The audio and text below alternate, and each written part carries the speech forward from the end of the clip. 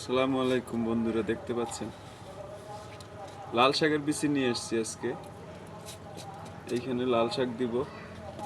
তো আগে ছিল লাল শাক, অনেক ভালোই হয়েছে, তো আবার চিন্তা করছি এইখানে লাল শাকই দিব। এই যে লাল শাকের বিচি 12 ঘন্টা ভিজাইছি, দেখেন ফাইটে গেছে অলরেডি। হয়তো 2 দিনের ভিতর জ্বালাই যাবে, 2-3 দিন লাগতে পারে। এই দেখেন প্রায়গুলোই ফাটা ফাটা আছে। দেখেন এখানে শুধু জৈব সার, সারটা দেওয়ার কোনো কারণ নাই, তারপরে বলি কেন দিতেছি। দেখা যায় শুধু বিচি দিলে কোন জায়গা বেশি পড়বে কোন জায়গা কম পড়বে বোঝা যায় না।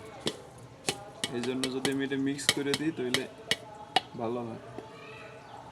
এই যে দেখেন মিক্স করে যদি দিই তাহলে সব জায়গায় পড়বে। যদি মিক্স না করি হয়তো দলায় দলায় এখানে ওখানে পড়ে থাকবে।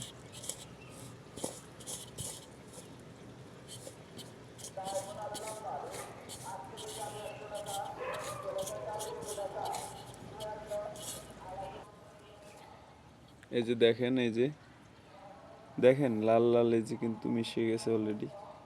তো এখন এটারে বুনাই দেব।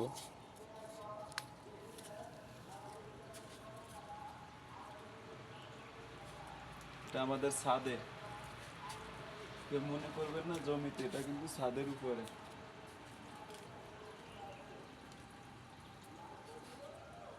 একটু কষ্ট করলে সারা মাস কেনার দরকার হয় না সবজি।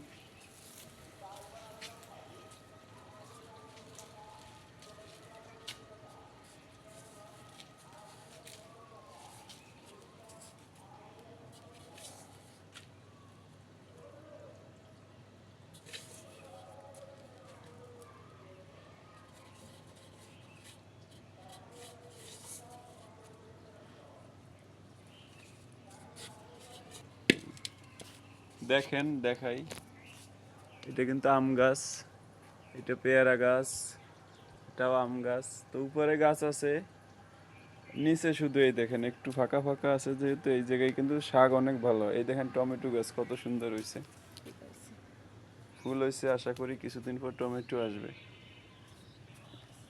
এখানে বেগুন ছিল, বেগুন আজকে নিয়ে গেছি। গাছটা বয়স 2 বছর, এখনো বেগুন হয়। পেঁপে গাছ আছে একটা, আবার এখানে দেখেন ড্রাগন আছে একটা। একের ভিতরে সব।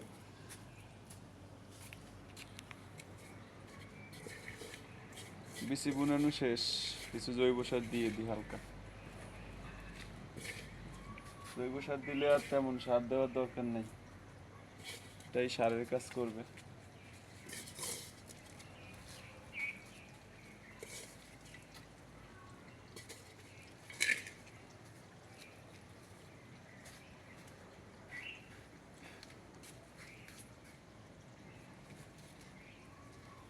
দেখেন মাটিটা হালকা লড়াই না দিলে আবার হবে না,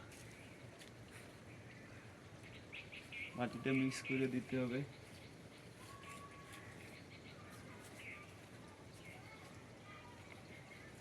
কেমন হয় কয়দিন পরে দেখতে পাবেন, 10-12 দিন পরে দেখাবো আবার কেমন হয়।